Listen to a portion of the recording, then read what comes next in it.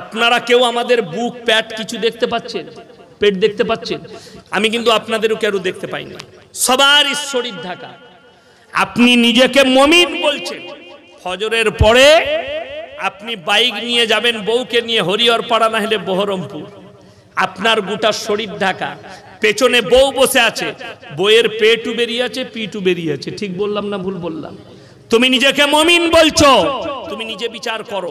অথচ নারীদের জন্য পর্দা করা ফরজ। তোমার শরীর ঢাকা, তোমার বিবির পেটও খোলা আছে, পিটু খোলা আছে, মাথাও খোলা আছে। তুমি নিজেকে মুমিন বলো। আরো একটু আগে গিয়ে বলছি, আমার ভাই ইনি আর আমি ধরেলেন অন্তরের বন্ধু, ক্লোজ বন্ধু হয় না হয় না? আচ্ছা, অন্তরের বন্ধু হলে ইয়ার কি হয় না হয় না? ইয়ার কি হয়? এই কথাটা কিন্তু খুব মারাত্মক কথা। আপনার ব্রেনে ঢুকলে আপনি কি বলবেন? আমাকে দোয়া দিবেন। আর যদি ব্রেনে না ঢুকে তাহলে কিন্তু গালি দিতে যান না, যেহেতু ভাববেন আমার ব্রেনে ঢুকলো না কথাটা, আমাকে বলবেন, আমি রিপিট করে দেব। ইনি আমার ক্লোজ বন্ধু, ইনাকে আমি ইয়ারকি মেরে জিজ্ঞেস করছি, ভাই তোমার বইয়ের ব্লাউজের সাইজ কত? বন্ধুত্ব থাকবে না, শেষ হবে বাবা, শেষ। ইনি আমার উপরে রেগে যাবে। তোমার বন্ধু খালি তোমাকে জিজ্ঞেস করেছে তোর বইয়ের ব্লাউজের সাইজ কত, আপনি রেগে গেলেন, তার উপরে চটে গেলেন, তার সঙ্গে আর কথা বলবেন না। এটাতে আপনার গায়ে লাগলো। মায়েরা গুরুত্ব দিয়ে শুনবেন, ভাইয়েরা, আমার যুবকরা, তোমার বন্ধু এই কথা জিজ্ঞেস করার কারণে সম্পর্ক ছিন্ন করলে, আর তোমার বউকে তুমি বাজারে পাঠিয়েছো, বাজারে একটা দোকানে পর পুরুষ বসে আছে, সেখানে গিয়ে তোমার বউ বলছে, দাদা আমার একটা 32 সাইজের ব্লাউজ দেন তো, তখন তোকে লজ্জা লাগে না? কবরে বুঝাতে পারলাম? তোমার বিবি গিয়ে একটা পর পুরুষের সামনে নিজের শরীরের ভেতরের অঙ্গর জিনিসগুলো একটা পর পুরুষকে সাইজ বলে কিনছে, তখন তোকে লজ্জা লাগে না? তুমি তোমার বিবিকে বাজারে ঠেলে দিয়েছো, অথচ নারীদের পর্দা করার কথা বলা হয়েছে। আমি রমজান মাসে আমার জলসা কটা হয়? মুর্শিদাবাদই হয়। গত বছরে ভাকুড়ির কাছে কাঁটা বাগান বলে এক জায়গায় জলসা ছিল গত বছরে। তো আমি রমজান মাসে আপনাদের এই হরিহরপাড়ার সন্তান, জালিলিয়া মাদ্রাসার প্রধান শিক্ষক মুফতি জার্জিস হোসেন কাসমি আমার বন্ধু মানুষ। তো আমি উনাকে ফোন করলাম, ভাই আপনার মাদ্রাসায় ইফতারি করব, জলসা আছে, বলে আসুন। তো আমি ইফতারি করলাম, দিয়ে আমি বললাম, ভাই সব থেকে বড় দোকান কোথায় আছে?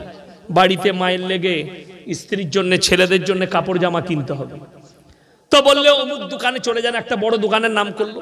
আমি যখন গেলাম দোকানে, ঢুকেই দেখছি সব খালা, আমি একা খালি খালু। আমি ভয় খেয়ে গেছি, আল্লাহ ই কি হলো? সে বললে, হুজুর আপনি সাইডে আসুন। আমি কোন রকম আমার বিটির একটা জামা কিনে নিয়ে ঢুকেছি, যখন লজ্জায় পড়ে গেছে একটা জামা কিনে আমি পালিয়ে গেলাম। আমার মুসলমান ভাই, আমার বলার উদ্দেশ্য এটাই, আপনার সময় নেই, আপনি বিবিকে বাজারে ঠেলে দিয়েছেন, আর আপনি মুখে বলছেন পর্দা করা ফরজ। চায়ের দোকানে আড্ডা মারে, বিবি যখন ফোন করছে বাজারটা এনে দাও, আমার এই মালের প্রয়োজন, হারাম খোর বলছে তুই কিনে নিয়ে আয় না। তো তোর থেকে বড় হারাম খোর কে আছে? নামাজ পড়ে করবি কি? তুই তো বউকে বাজারে ঠেলে দিয়েছিস। কথাটা বুঝে এসছে না আসেনি? আরো একটা কথা শুনেলাম আমার যুবকরা, বন্ধুত্ব বাজারে শেষ করুন, বন্ধুত্ব ক্লাবে শেষ করো, বন্ধুত্ব আপনি শেষ করুন খেলার মাঠে, বন্ধুত্ব শেষ করো চায়ের দোকানে। বন্ধুত্ব যদি বাড়ি পর্যন্ত যায়, পরকীয়ায় জড়িত হয়ে যাবে তোমার বিবি। আমি আমার কথাই বলছি, ইয়াসিন ললিতপুরে এসছি, আপনি আমাকে ভালোবাসেন, আমার সঙ্গে বন্ধুত্ব আছে, বললেন হুজুর আমার ঘরে চলুন। গেলাম, আপনি আপনার বউকে ডাকলেন, এই দেখো গো ইয়াসিন ভাই, কথা বলো। হ্যাঁ ভাবি ভালো আছো? ভালো। গল্প হলো। বলে এই এলাকায় এলে আমার বাড়িতেই আসবেন। আমি আর একদিন এলাম, দিয়ে আপনি বললেন তুমি ভাবির সাথে ইয়াসিন ভাই গল্প করো, আমি একটু হরিহরপাড়া থেকে নাস্তা আনি। এরকম যদি 4 দিন গল্প করতে পাই, 5 দিনে তো তোর বউটা নিয়ে পালাবো আমি। কথাটা বুঝতে পারেননি? আমি খুব স্যাম্পল ভাবে বুঝাচ্ছি গুদা বাংলায়। ওই জন্যে বন্ধুত্বটা কিলাবে শেষ করুন। আল্লাহ নবী সাল্লাল্লাহু আলাইহি সাল্লাম হাদিস বর্ণনা করেছেন, সাহাবীদিকে যখন আদব বয়ান করেছেন, আদব বলেছেন তোমরা ঘরেতে সালামকে আম করো, বাড়ির মধ্যে পর্দা নিয়ে এসো, বিনা হুকুমে দরজায় লেখে কাগজ চিটান, পর পুরুষের জন্য বিনা অনুমতিতে প্রবেশ নিষেধ, পর পুরুষের জন্য। এমনকি সালাম দিয়ে প্রবেশ করতে হবে বাড়ির পুরুষ হলেও। আপনি বাড়িতে আছেন, বাড়িতে ভাবি আছে, বোন আছে, বিটি আছে, স্ত্রী আছে, মা আছে, যদি বাড়িতে থাকে আপনি যদি দরজায় সালাম দেন আসসালামু আলাইকুম, মায়েরা কাজ করে না করে না? বাড়িতে কাজ করে। কাজ করতে করতে যদি মাথার কাপড় সরে যায়, শরীরের কাপড় সরে যায়, পুরুষের আওয়াজ পেলে, সালামের আওয়াজ পেলে শরীরটা ঢেকে নিবে। তোমার চোখের হেফাজত হলো, মায়েদের ইজ্জত ঢাকা হলো, সালামকে আম করা হলো। সালাম দেওয়া সুন্নত, উত্তর দেওয়া ওয়াজিব। উভয়ে আপনি সুন্নত পালন করলেন, অপরদিকে আপনার ফ্যামিলি ওয়াজিব পালন করলো, দুজনাই নেকির অধিকার হলো। সবাই সালামকে আম করবেন, জোরে বলুন ইনশাআল্লাহ। আমি আপনাদের মুর্শিদাবাদে জলসায় যাচ্ছিলাম, ইসলামপুর, তো দৌলতাবাদ বাজার আছে সামনে, আছে না নাই? ওইখানে দাঁড়িয়েছে একটা চায়ের দোকানে ঢুকেছে, আজ থেকে 7-8 বছর আগেকার কথা বলছি। তো আমি ঢুকলাম, তো আমি আর ড্রাইভার ছিলাম, তো আমি বললাম ভাই ঢুকি। কয়েকটা লোক বসে আছে, সব কিন্তু দাড়ি চাচা, বোঝা যাচ্ছে না এরা মুসলিম কিনা। তো আমি ঢুকে বললাম দুটো চা বানাও তো, আমরা খাবো। তো সে উত্তর দিচ্ছে, সেই লোক কটা বলছে আপনাকে মনে হচ্ছে মৌলী সাহেব আপনি? আমি বললাম হ্যাঁ আমি বক্তা। কোথায় বাড়ি? আমি বললাম বর্ধমান। তো বলছে আপনি সালাম দিলেন না। আমি কি দেখে দুবো বে, তোদের তো কোনো লেভেল নাই। আমি বললাম আমাকে তো বুঝতে পেরেছিস মৌলী সাহেব? বলে হ্যাঁ। আমি তোরা দিলি না, আমার তো লেভেল আছে বে। কথাটা বুঝতে পেরেছেন? আমার লেভেল আছে, আমাদিকে দেখে লোকে বুঝতে পারবে না, পারবে না এরা মুসলমান। কথা বলে। আর একটা দাড়ি চাচা আন্ডার প্যান্ট পরা তাকে দেখে কি করে বলবো মুসলমান? বলা যাবে? বুঝতে পারবো না। তুমি সালামটা দিলে বুঝতে পারবো যে না ব্যক্তিটা মুসলমান। তখন আমি উত্তর দিই কি না, তখন তুমি আমাকে ধরবে।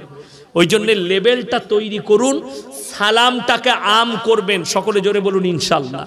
আপনি গ্রামেরই মানুষ, মসজিদ দিয়ে পেরিয়ে যাচ্ছেন, মুসল্লি বসে আছে আসসালামু আলাইকুম, সালাম দিয়ে পেরিয়ে যান। আমাদের দেশের কিছু লোক আছে আবার, তারা আবার সালাম লিবার জন্য বসে থাকে, থাকে না? থাকে না? সে আবার মনে করো আমাকে যেন সবাই সালাম দেয়। এই ব্যক্তি কেলানি খাবে কবরে।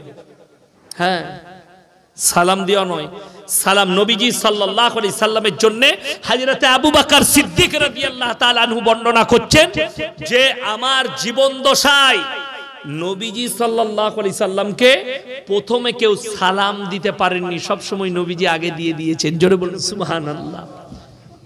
আপনি সব সময় আগে সালাম দেন, আগে দেন। বাড়িতে সালামকে আম করুন। মায়েদিকে অনুরোধ করছি, শোনো, নামাজ কেউ ছাড়বে না। আমার মায়েদের দোষ, মায়েরা রমজান মাসে খালি কোরআন পড়ে, বাকি বছর পড়ে না। ঠিক বললাম না ভুল বললাম? বাকি আলমারিতে ভরা থাকে। আর আমি বলছি বাড়িতে বরকত চাইলে রমজান মাস নয়, প্রত্যেক দিন কোরআনের তেলাওয়াত করো, প্রত্যেক দিন বাড়িতে বরকত আসবে। মায়েদিকে অনুরোধ করে যাচ্ছে, কোনোদিন বাদ দিবেন না। প্রত্যেকটা মাকে, আর নামাজ ছাড়বেন না কোনো মা বোন। 5 ওয়াক্তের নামাজ বাড়িতে চালু করুন। যে বাড়িতে নামাজ আছে, কোরআনের তেলাওয়াত আছে, সেই বাড়িতে আল্লাহ কিয়ামত পর্যন্ত রুজিতে কমি দিবে না। জোরে বলুন সুবহানাল্লাহ। আপনাদেরকে একটা উদাহরণ দিই, আমাদের সমাজে সব থেকে কম বেতন কার? কথা বলে না? মওলানা সাহেবদের, ইমামদের। সব থেকে ভালো খাবারটা কার? মৌলবি। আজকে আপনাদিকে কি খাওয়াইছে আমি জানি না, আর আমি জিজ্ঞেসও করবো না শ্রোতাদিকে কি খাওয়াইছে, কিন্তু আমাদের আলাদা ব্যবস্থা আছে, আছে না? না কি কি আছে বলবো না, দেশি মুরগি ইত্যাদি ইত্যাদি। আমাদের জন্য আলাদা ব্যবস্থা, কিন্তু আপনাদের জন্য আলাদা। আল্লাহর তরফ থেকে এটা হাদিস শুনেলেন, আমার নবী, বিশ্ব নবী বললেন যারা আল্লাহর রাস্তায় দিনের পথে থাকবে মৃত্যুকাল পর্যন্ত আল্লাহ তাদেরকে ইজ্জতের রুজি দান করবে। জোরে বলুন সুবহানাল্লাহ। ইমামদের বেতন সামথিং 5,000, 6,000, 10,000 বেতন ইমামদের, ঠিক কিনা?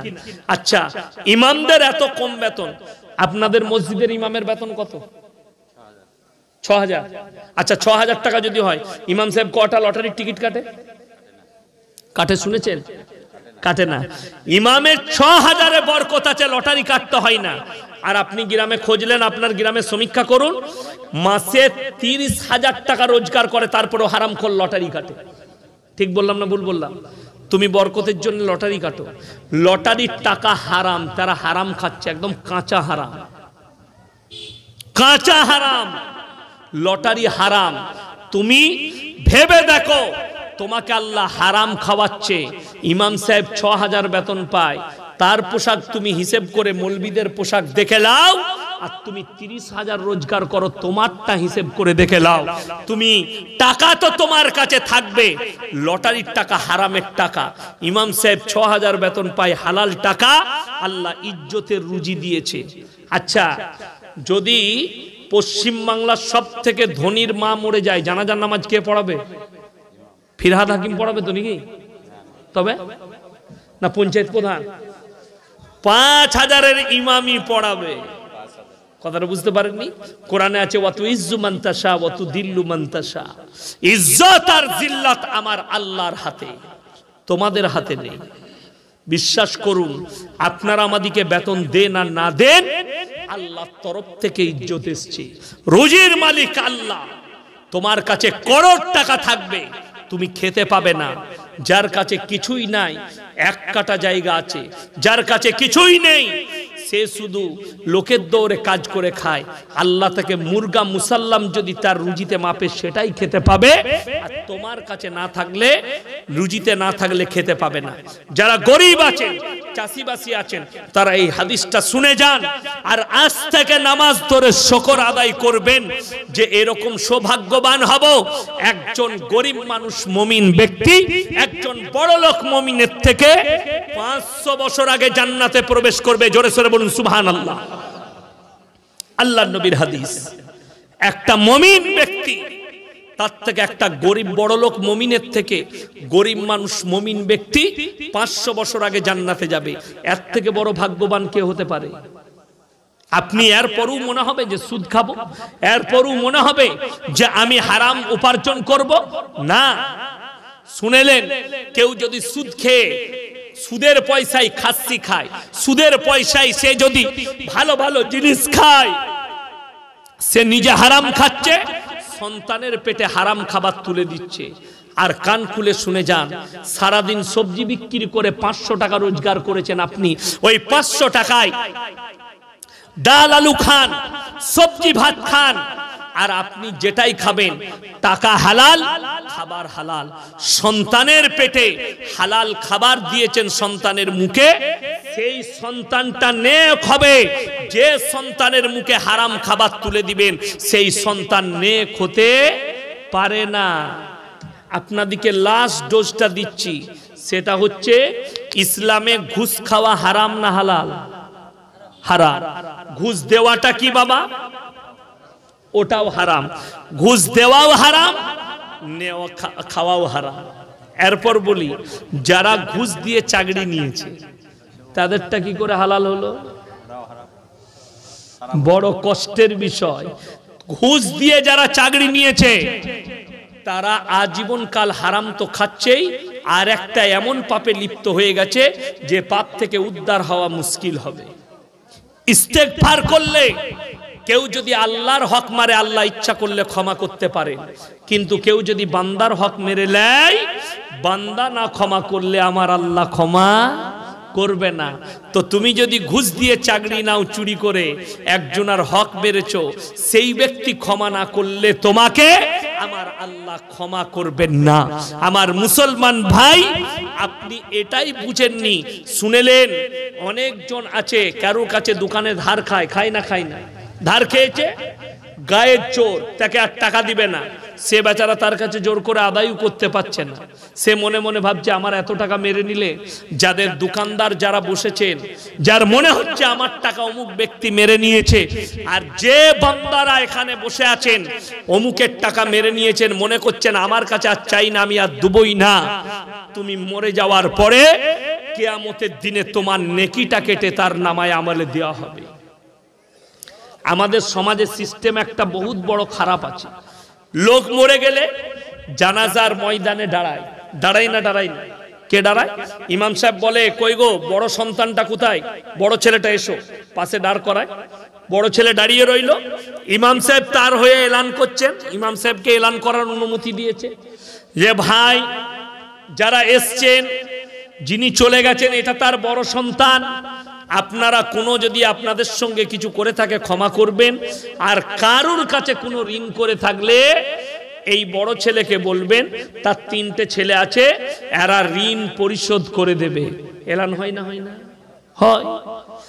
আর পরে 1 মাস কেটে গেল, 1.5 মাস কেটে গেল, একজন দোকানদার এসে বললে, ভাই তোর বাপ এদে আমার খাতায় লেখা আছে 5,000 টাকা ধার করে এলো।